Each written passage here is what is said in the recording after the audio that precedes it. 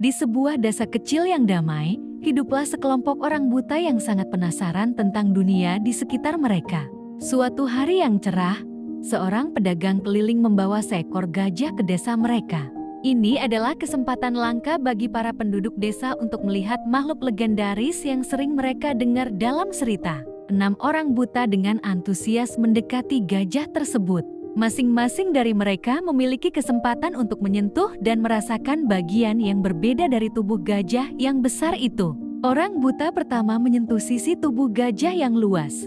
Dengan yakin, orang buta pertama menyimpulkan bahwa gajah itu seperti tembok yang tinggi dan kokoh. Sementara itu, orang buta kedua yang memegang belalai gajah dan membantah orang buta pertama dan mengatakan bahwa gajah itu seperti ular yang besar dan panjang. Orang buta ketiga yang memegang gading gajah menggeleng tidak setuju dengan pandangan orang buta pertama dan orang buta kedua dengan mengatakan bahwa gajah itu seperti tombak yang keras dan runcing. Selanjutnya orang buta keempat yang menyentuh kaki gajah dengan tegas menyatakan bahwa gajah itu seperti pohon yang kokoh. Yang kelima, yang kebetulan menyentuh telinga gajah, tertawa mengejek orang buta sebelumnya dan menyatakan bahwa gajah itu jelas seperti kipas besar yang lebar.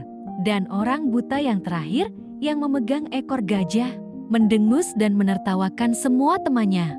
Orang buta terakhir menyatakan bahwa gajah itu tidak lebih dari tali yang kasar. Mereka semua begitu yakin dengan persepsi masing-masing, sampai-sampai terjadi perdebatan sengit.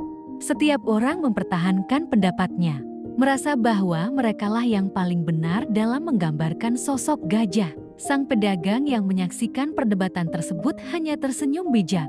Dia paham bahwa setiap orang memiliki sudut pandang yang terbatas, dan kebenaran yang utuh hanya bisa dipahami ketika kita mau melihat ke dalam sudut pandang dan perspektif yang lebih luas.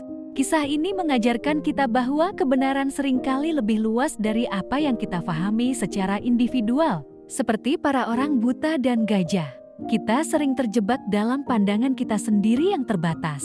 Untuk memahami kebenaran yang utuh, kita perlu rendah hati dan bersedia melihat dari berbagai sudut pandang.